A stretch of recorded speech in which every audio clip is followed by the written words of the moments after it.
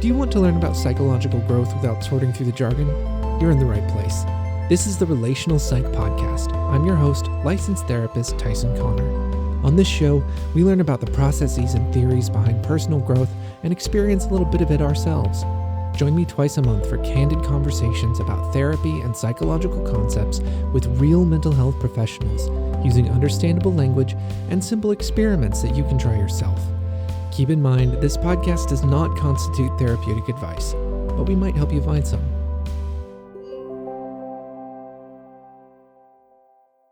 A couple of brief notes before we start our episode today. The first is a content warning. At about 15 minutes into this episode, we have a discussion about suicidal thoughts and conversations about suicide that someone might have with their therapist. That conversation starts at about 15 minutes in and ends around 19 minutes in. So those are the sections to skip if that's not something that you want to be exposed to today. The second note is a quick correction. While reading Dave's introduction, I misread the document he gave me. Dave is not a clinical psychologist yet. He is a psychological resident, which means he's in the process of becoming a psychologist. And with that, let's begin. Today, my guest on the podcast is Dr. Dave McNew. Dave is a psychologist who works for Relational Psych with me, coworker.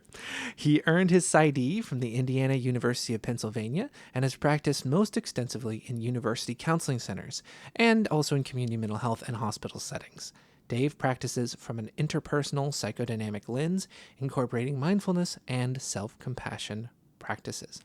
Welcome, Dave. Hi, thanks so much for having me. And today, we are going to answer the question, what should I expect from my first therapy session?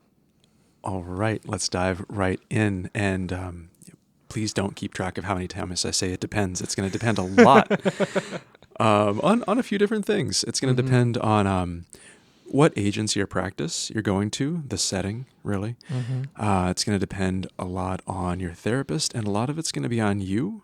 And those three things are going to be interacting in different ways. So I'm going to take it a piece at a time and kind of create kind of false barriers or points of distinction between these, knowing that really they really ebb and flow and they're always mutually influencing each other.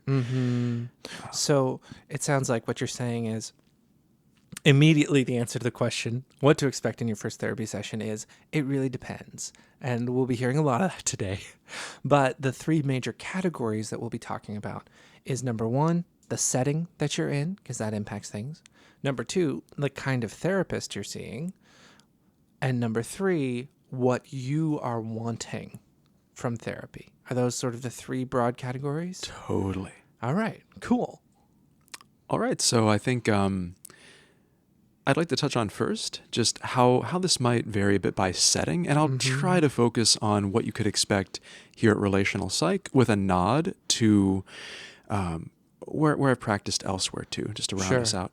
So I think a pretty big difference across settings is if your intake paperwork is done online before you even set foot in the office, or if that's not the case, and you deal with all of your background paperwork, you're presenting concerns, what kind of brings you in, that will likely be done in the first session. So to back up half step, intake paperwork is all of the beginning documentation that you want to collect to get started with a therapist. So when you go to your doctor's office for the first time or a dentist's office, you fill out a bunch of information about yourself. And a lot of that's the same as will be in intake paperwork with a therapist, but therapists, like other doctors, will have specific questions relevant to the kind of treatment you're going to receive with them. So what I'm hearing you say is the first session is really different in a situation where you've already filled out intake paperwork. You've taken it home, either a physical copy or something online that you've filled out ahead of time, and your therapist has already had a chance to read it, versus a situation where maybe you're going to fill out the intake paperwork in the waiting room, or you're going to fill out the intake paperwork between your first and second session or something like that. Yeah, and there are even therapists who will kind of fill it out for you while they have the conversations with you. And it feels almost like an interview with a pretty heavy focus on like who you are and how you came to be that way. A focus on your mental health concerns, if that's central to why you're there. A lot of folks use this thing called the biopsychosocial model. Oh yeah. Which can you break that down for me? What is the biopsychosocial model? Certainly. So, I mean, one's biology, one's like physical material self, things that are going well or not so well with you over the course of your lifespan.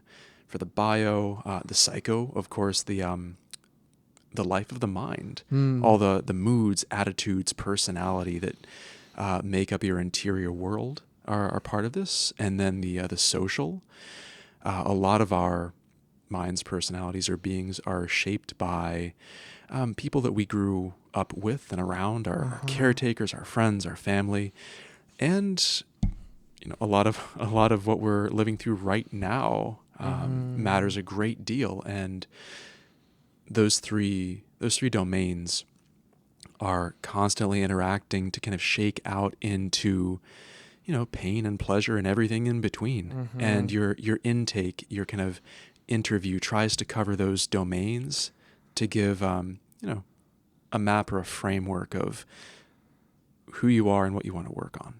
So it sounds like what I'm hearing you say is that a really common intake model is one that looks at uses the psychobiosocial model or biopsychosocial model, where you're paying attention to three domains of a person, right? And this reminds me a little bit of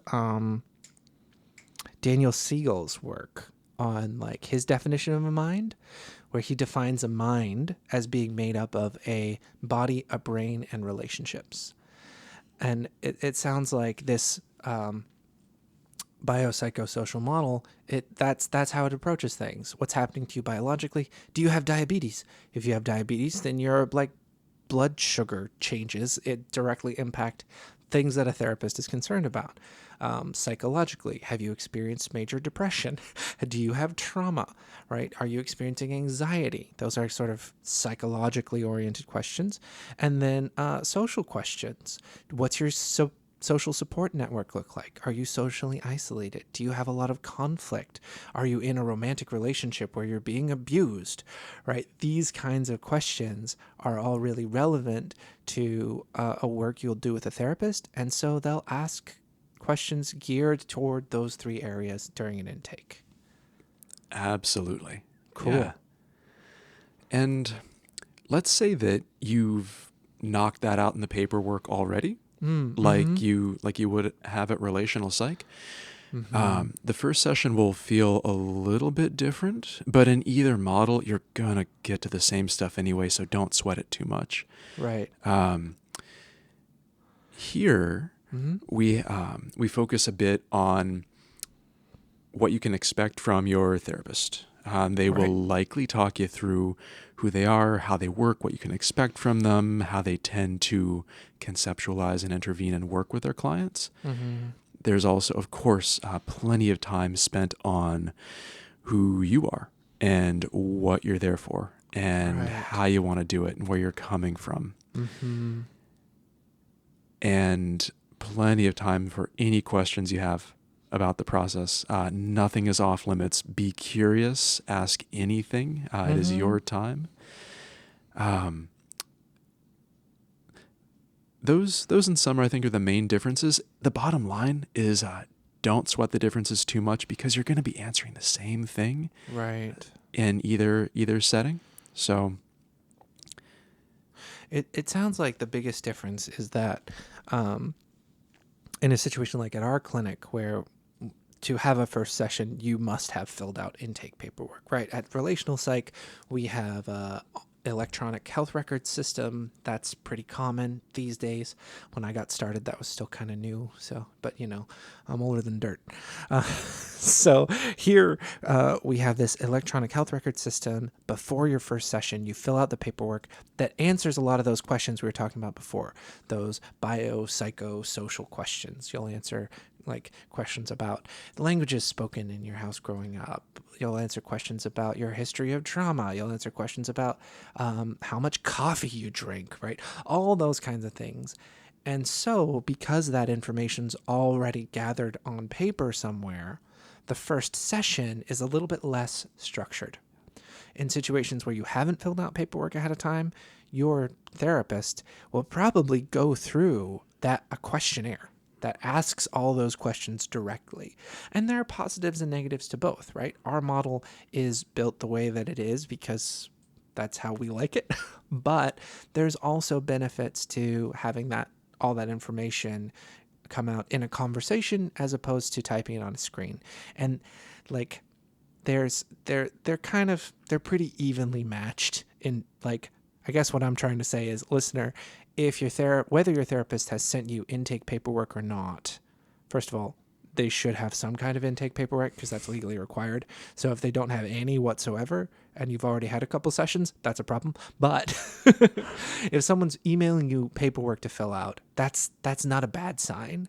And if someone's not, that's also not a bad sign. They're just two different ways of doing an intake. Absolutely. Yeah, having done it both ways, I haven't really seen my clients react strongly one way or the other. They both seem to hold water. Yeah. Well, let me transition a little into talking about what to expect of your therapist. Great.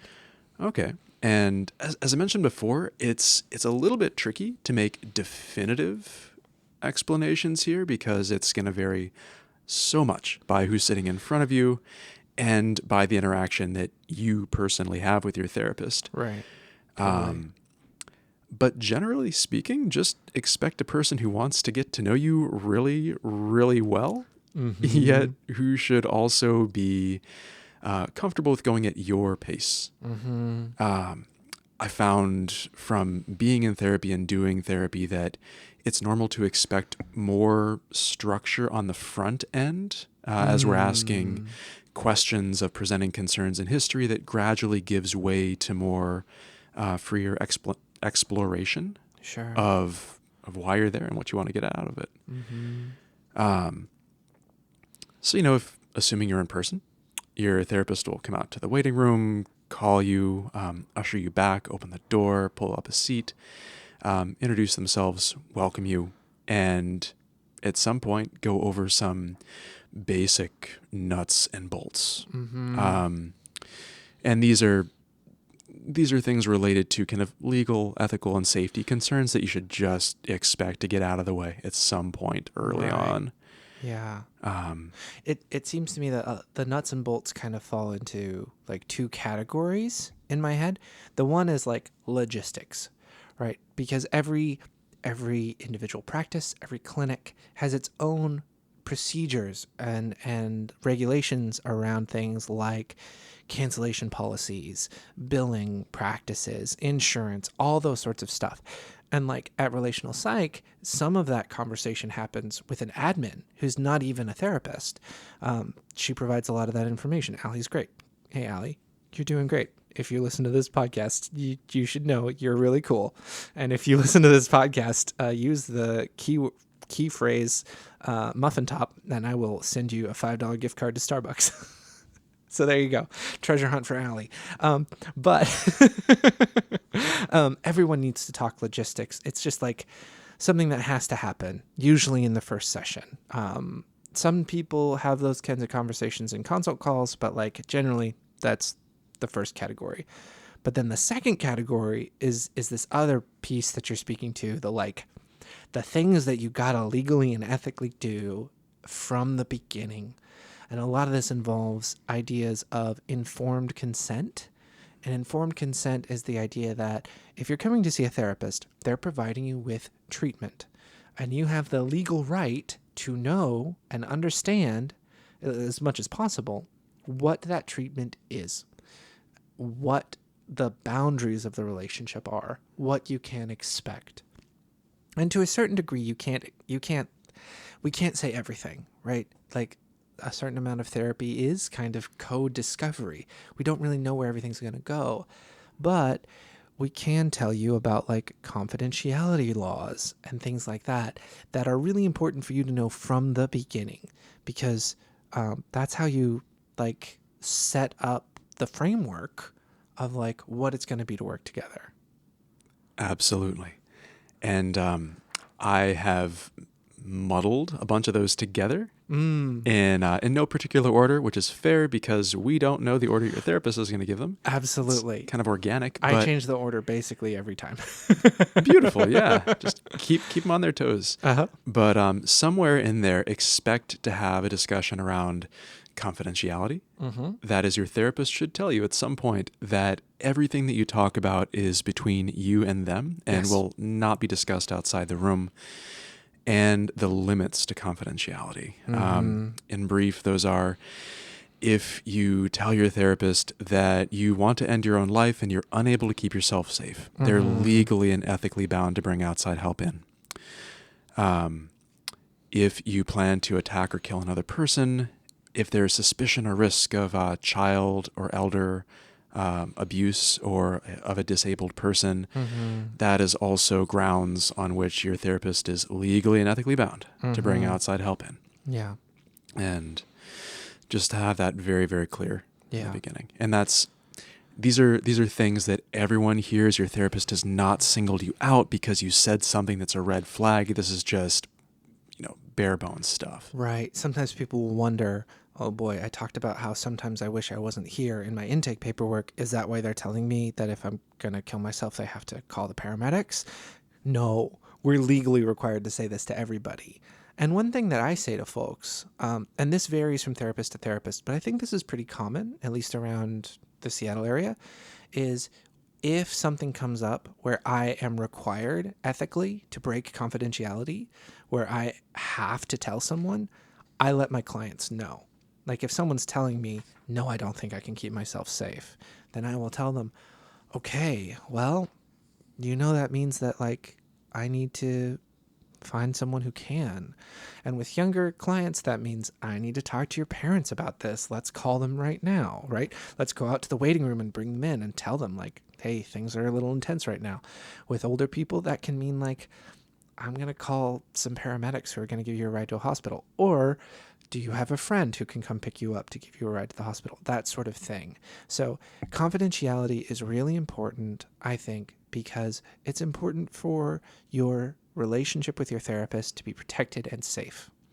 And when a therapist is legally and ethically required to break confidentiality, they should be able to do it in a way that still makes your relationship protected and safe. And I already described one of the ways I do it, but everyone does it a little bit differently. Yeah, that's huge. Very, very important point there. I wanted to throw in too a notion about talking about suicide and safety that I've come up around before. This is not to say that if you've ever mentioned any thoughts about wondering what it would be like to not exist, or if you've had thoughts of ending your life in the past, like they're surprisingly common. Yes. And there's a distinction between having a plan and wanting to act upon it and not being able to stop yourself from doing it. That's more the red zone. Right. But just wrestling with the thoughts generally, even if it is distressing, your therapist will likely not go call the paramedics. So just having the thoughts on their own is not a reason to like hide them away because you worry that you're going to be taken to the hospital. It's not. Exactly. The language that therapists are taught is we are required to report if we truly believe that there is an imminent risk of harm. And imminent means immediately. Like if I am worried that the person sitting on the couch is going to leave my office and harm will occur, whether to themselves or someone else, that's when I need to act. If there's someone sitting on my couch, this is a little dark, content warning for suicide, but if there's someone sitting on my couch and I'm worried like, oh man, this person is so depressed, I'm worried they might kill themselves someday. That's not a call to the paramedics. Unless they're sitting there telling me, I have a plan and this is how I'm going to do it, and no, there's no way I could conceive of not doing it, it's not a call to the paramedics. So just to echo what you're saying, like, yes, as therapists, again, this is a little dark, but as therapists, I love when people are able to share that depth of experience with me, because it's so important to be able to, and it's such an honor to be the person that people can talk to about that sort of thing.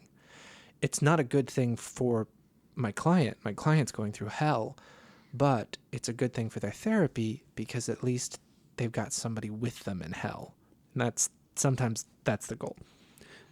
Totally. Which is why I wanted to bring up the distinction, Right. to make people feel comfortable enough to go there with you. Right.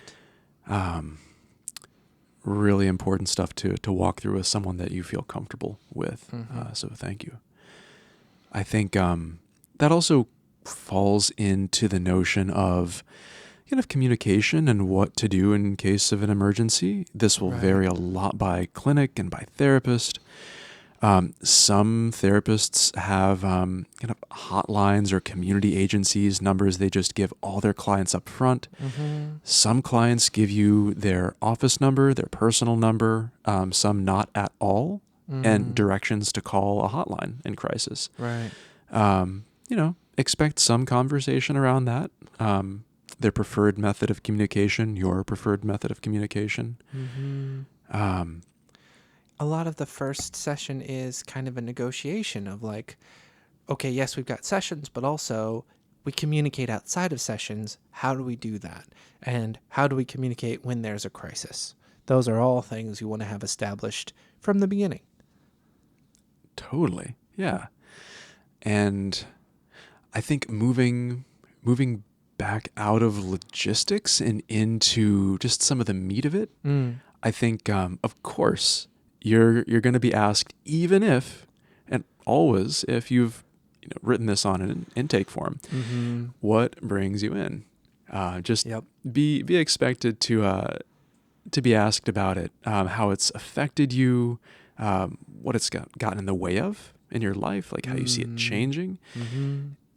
Even if you've written in intimate detail before, it is such rich data to see how how a person describes this. If you're sad, ironic, hostile, bitter, joyous, whatever, all the things that you say with your face, with your body, with your tone, kind of helps us see the relationship that you have to your pain, and the place in your life that it occupies. Yeah. Absolutely. And a thought that I'm having that maybe we can edit this out if this isn't relevant, but like I'm aware that like that it's a big deal to ask people to come in to meet a stranger, talk about logistics, and then they say, "So what brings you in?" And the answer is sometimes like, "Oh, just like the deepest pain that I've experienced in my entire life." Like, Yeah. As therapists, even though every intake we ask that question, listener, please know we do have a sense of how heavy a question that truly is. It's not one we take lightly. It's one we take very seriously, and like answer it as honestly as you can bear in that moment. Right? That's the request that I hope to have for my new clients, is like, be as vulnerable with me as feels safe. If there's stuff that you hold back, first of all, everybody holds stuff back from their therapist. That's no biggie. Don't worry about it. And I hope that you will feel comfortable enough to bring it up later when we've built more of a relationship. Yeah, I like that. As you can bear. It's really an unfolding. Yeah. And, ideally, as the relationship deepens, you'll feel more equipped and ready to bring up more depth of whatever it is that you're dealing with. Absolutely.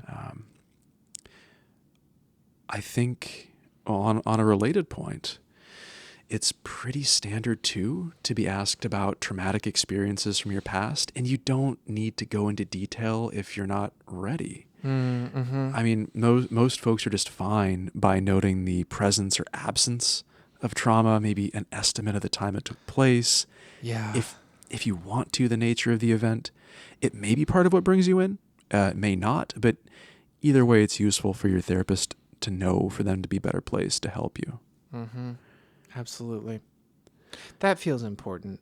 That like a lot of times we talk about and deal with trauma, and your therapist should never be pulling trauma out of you or asking you to disclose more than you feel comfortable disclosing.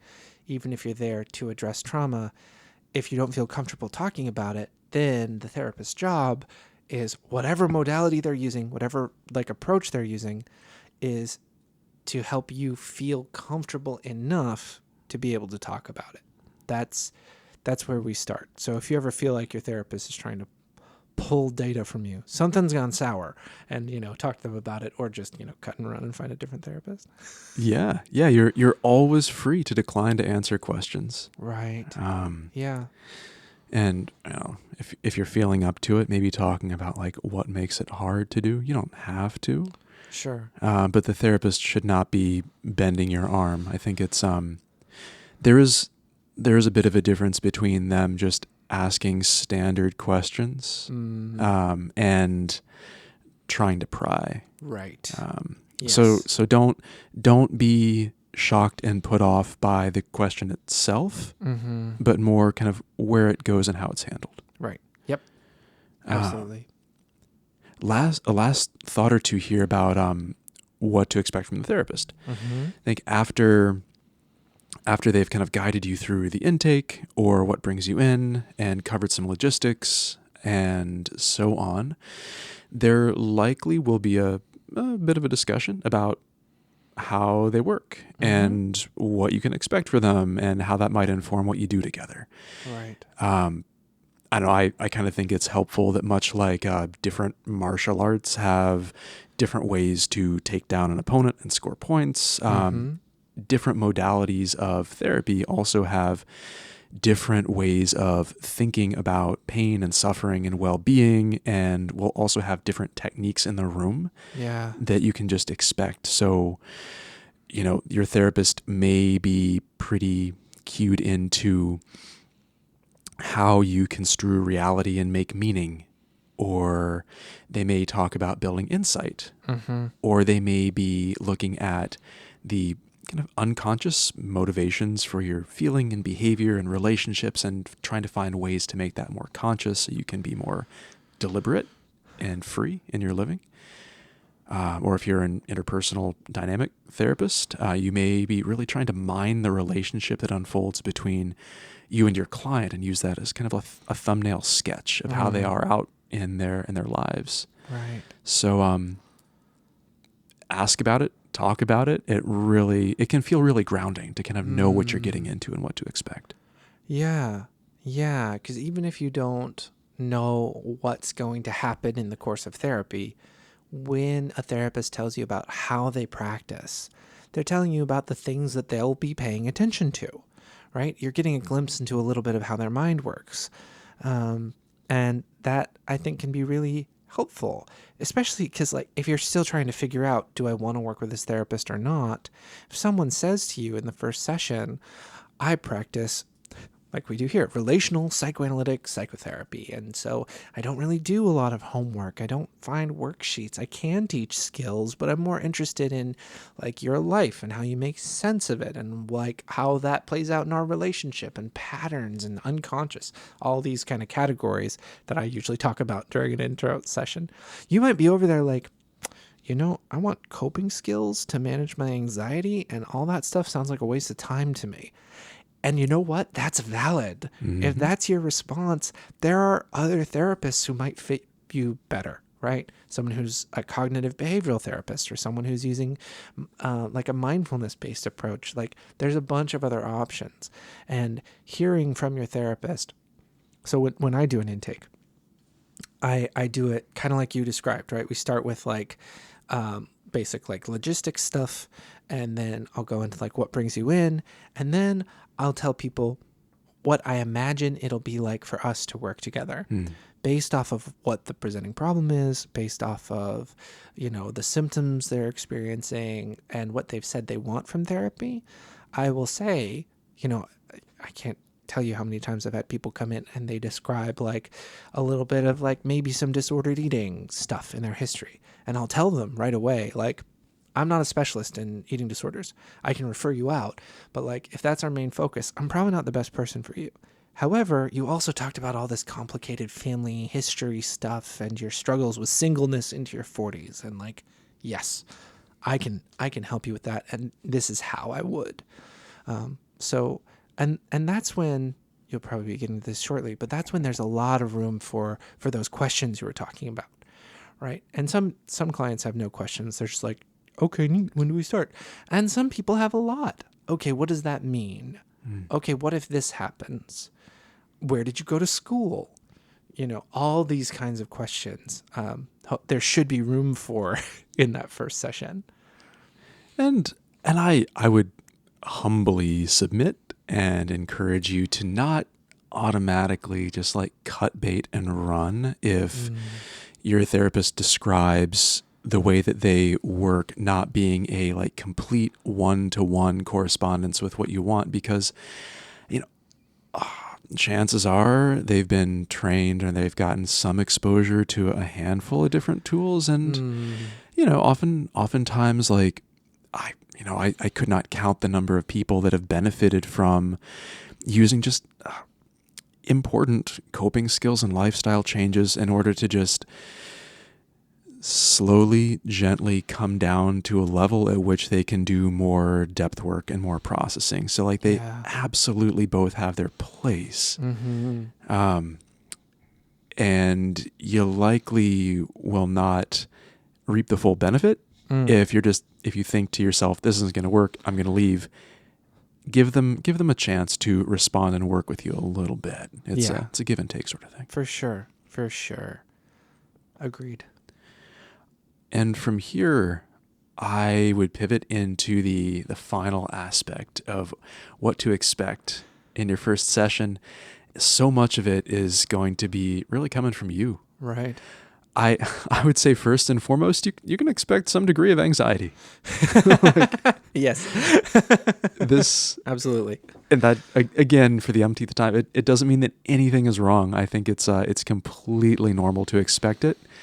Your therapist may have a little bit of anxiety too. Like it comes with meeting new people. Absolutely.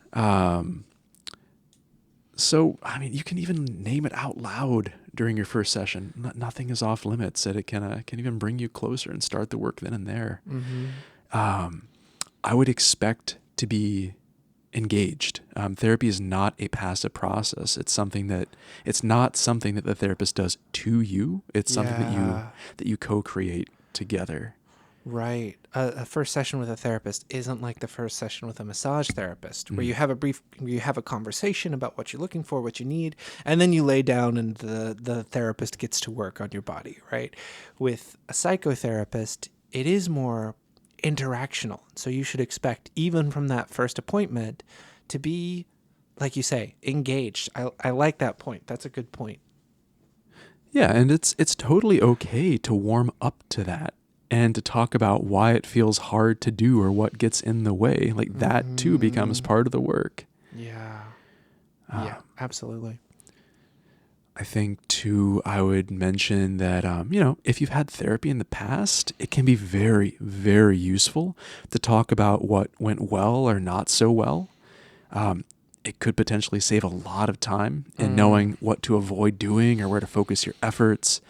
Like if you had a past therapist who was way too directive and you just wanted to process your feelings or experience, or, if your therapist wanted to explore and you just wanted concrete things to do, definitely bring it up. Yeah, absolutely. I sometimes I feel myself getting too curious when new clients talk about their previous therapy experiences. Too curious in that, like, as a therapist, honestly, part of the reason I like this podcast is because I get a glimpse into how other therapists work. Because, like, it's just the two people in the room, usually. Maybe a third if you're doing, parent-child work or couple work. But I get really curious when people come in and they've been in therapy before, because I'm not their previous therapist. Maybe that's a good thing. Maybe that's a bad thing. Maybe they had a really good therapy experience and they know what works for them and they can tell me what works. Maybe they had a really bad therapy experience and they can tell me what I ought to avoid to prevent from triggering some trauma, right? I love hearing about previous therapy experiences. They satisfy my curiosity in ways that are maybe a little selfish, but Oh, same. Join the club. Join the club. Therapist, still human. Totally. More human than otherwise, as the saying goes. I like that. If I may be so bold, I saved this next nugget here. I've underlined it in my mind, and I would paint sparkling, glittery stars around it. I think it's really important. Pay attention to how you feel. Pay attention to how you're making each other feel, because fit is a huge deal. Your relationship between you and your therapist, like, that's really the crucible of change. And you're simply not going to be as open or real with someone who feels off, or if you don't think you'd feel comfortable with them. And I should throw in a caveat here too. Therapy is often by its nature also uncomfortable, because Yep. pain and challenge are painful. Yes. And because, like, no one is perfect, we're going to bump up against insights about ourselves that are not always pretty. But that discomfort is qualitatively different from the connection you have with the other person in the room. So ideally, feeling as if they get you and they're on your side and they want to know what you're feeling and feeling it with you. That makes bearing the normal discomfort of therapy so much more doable. Right. We want to have uncomfortable experiences in comfortable relationships. Right. That's the goal. Like, to figure out how to work through the uncomfortable things while feeling secure and safe. We've talked about it before on this podcast. We'll talk about it again. I don't actually know if that's true. I don't know what order we'll be releasing episodes in. Who knows? Maybe we've talked about it before. Maybe you, listener, will hear about it in a few weeks. But I want to reiterate this idea of fit, because it's a really important concept. And what it boils down to is people are different. People's personalities are different. How they show up in a room is different. And sometimes I think I'm a pretty good therapist. And there are some people for whom I would be a really bad therapist, because my personality and their personality combined doesn't make safety. I try to make safety with as many people as possible, but at the end of the day, we are still human beings, and we can't be everything to everyone. And the person who knows, oftentimes pretty quickly, is the client. I have had clients who didn't come back to see me because they didn't feel like we would make a good fit. And I think they were right. Yeah. I've had clients who didn't come back to see me because they didn't think we'd be a good fit. And I'm like, I could have made it work. But at the end of the day, it doesn't matter what I think. What matters is that they felt safe or not. I could disagree and say, we can make it work. But that kind of goes against the whole theory. Like, no, if they don't feel safe, they don't feel safe. So it doesn't matter what you think, Tyson. Yeah, fit is huge. Pay attention to fit. It's being built on in every moment of every session. Right. Even during the intro nuts and bolts stuff, it's always there. So another piece that I would throw out about your first session, it can be useful if it appeals. It's not for everyone, but it can help orient the work to think about the goals you have for your time together. Maybe think about what you would like to have changed about your circumstances. It can really help your therapist to be better placed to be of use to you. You might want better insight about yourself or your challenges, or you may want help navigating a specific problem or challenge, or you may have certain mental health symptoms that you would like resolved, or some combination thereof. So definitely bring it up and talk about how you can get there together. But underneath that all, I would underscore just be curious. You can ask your therapist about anything. Nothing is off limits. And don't worry if you don't get to it all, because there's always next session. Yeah. Yeah, absolutely. Um, I had a couple of thoughts about some of that in terms of like goal setting. You spoke to this, and I think I wanted to underscore like if you don't know what your goals are, that's okay too. And like tell your therapist that. Like that's you want to be transparent about goals, especially if you don't know what they are. True. Because if you don't know what they are, then you and your therapist have a great place to start. Let's figure out some goals, right? Also, in terms of nothing being off limits, you might ask a question that your therapist doesn't feel comfortable answering, right? That's okay. Yes. If that happens, your therapist should be able to handle it, right? My default when people ask a question that I'm curious about will be to say like, I will answer your question, but before I answer it, I'm curious to know why you want to know. What does it mean to you? What, if someone asks me, do you have kids, right? Does it change things if I have kids? Does it matter? Mm-hmm. And I will answer, but I want to know why you're asking first, right? And part of that is because we practice from this psychoanalytic perspective where we're curious about the unconscious. And if you ask, where is a question coming from, you can get to a lot of those unconscious and unspoken curiosities, thoughts, beliefs, these sorts of things. And if you ask a question that your therapist is uncomfortable asking and they get weird and uncomfortable and strange about it, then maybe you're not a good fit. Or maybe your therapist just needs a little bit of practice, right? I've been caught off guard by a question from a client before, Sure. and I'm sure I've been weird before. And the goal is to feel like you can ask a question without being shamed, right? If your therapist comes back with I'm not going to tell you that. Why would you ask that? That's not super helpful. Let me move on. You should feel like you could ask anything. And like if your therapist doesn't answer you, that you don't feel shamed about it. Totally. I mean, your therapist is a human being too. And if it gets awkward or stilted, or if something needs qualification or so on, it doesn't mean that things have failed or that the fit is bad. I think Right. that being able to navigate those impasses or quandaries together can be incredibly fruitful. I'm not suggesting that you try to go out of your way just to like throw your therapist off and see if you can catch them off guard, but just Right. it is worth finding a person that you can feel comfortable enough, maybe getting where's that question coming from and how can we get through this together on.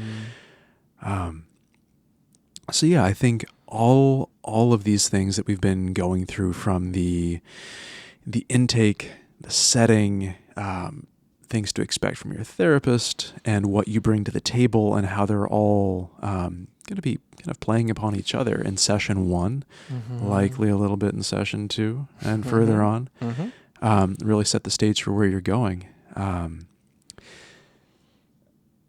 But I would encourage you to come in. I think it can be useful too to talk to friends who've had first sessions, talk to family. Your therapist has likely had a first session. There are a lot of ways to find out about this, but the best way is to come in, try it yourself. We're here for you. Absolutely. The best way to learn is by doing. And the best way to begin is by beginning. I would love to throw a thought experiment your way, kind listener. And to me, this sums up a lot of why it depends for so much of what we talked about. Sometimes I think about during my training back at the lovely, lovely Indiana University of Pennsylvania with my training cohort of 15 other budding therapists. And at one point it dawned on me that we were all, taking the same courses, going to a lot of the same lectures, having similar practicum kind of training experiences. Yet, if you were to have a first session with each of us, you would have 15 different experiences and 15 different courses of therapy. Absolutely.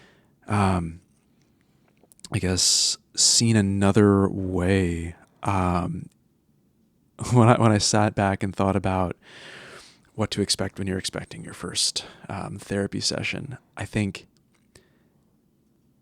I don't know, about friendship in a way too. Like we've all had people come in and out of our lives, right? It's normal to meet people. We think it's going to go somewhere, and for whatever reason, it just doesn't quite line up, and they're no longer in our lives. I think that most of us would agree that it would sound funny to say, yeah, I was really cool with Mike, but we don't really talk anymore. So I tried this friendship thing with him. It didn't really work out. So friendship isn't for me.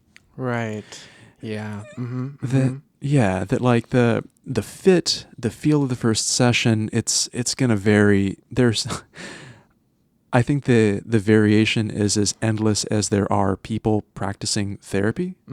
So it doesn't necessarily mean that the enterprise itself is somehow wrong or bad. It just means that there are other folks out there that would be a better fit for you. Right. Yep. A therapy relationship is a specific kind of relationship. And just because one relationship with one therapist didn't work for you doesn't mean that there isn't one out there who will be a good fit. So if you tried it before and you're thinking about trying it again, you're saying, give it a go. Absolutely. Yeah. Absolutely. Officially endorsed by Dr. McNew. Wonderful. Yeah, I would say so. And what about for if we have listeners who are interested in this topic of like getting started, what's therapy like? Do you have recommendations for further learning that they might be interested in?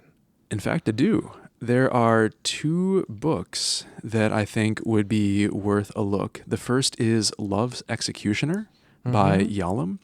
The second is The Examined. Irvin Yalom. Aha. The man, the myth, the legend. Quite a guy. And second being The Examined Life by Gross. And these are not necessarily about first sessions per se. Sure. The reason that I bring them up is because I think that they are 2 very just fun, engaging accounts of the inside the mind of very caring, thoughtful therapists. So if you want to know what to expect from the person sitting in the chair or in the other couch or what have you, this is a really great way to kind of step into that world and see how they organize their thinking and feeling, and it can help to demystify the process a little bit. And they're just beautifully written, interesting accounts of therapy itself. Yeah. So give them a read. Absolutely. Fully endorsed. I love both those books. Lovely. Well, Dr. McNew, thank you so much for joining us today. And this was delightful. It was a pleasure, Tyson. Thank you for having me.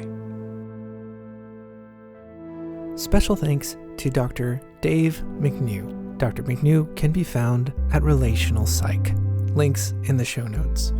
If you're interested in either of the books that Dave mentioned during the further learning section, Love's Executioner by Irvin Yalom and The Examined Life by Stephen Gross, links to both of those books are also in the show notes. The Relational Psych podcast is a production of Relational Psych, a mental health clinic providing depth-oriented psychotherapy and psychological testing in person in Seattle and virtually throughout Washington state. If you are interested in psychotherapy or psychological testing for yourself or a family member, links to our contact information are in the show notes. If you are a psychotherapist and would like to be a guest on the show, or are a listener with a suggestion for someone you'd like us to interview, you can contact me at podcast@relationalpsych.group. The Relational Psych podcast is hosted and produced by me, Tyson Connor. Carly Claney is our executive producer, with technical support by Sam Claney and Allie Ray. Our music is by Ben Lewis. We love you, buddy.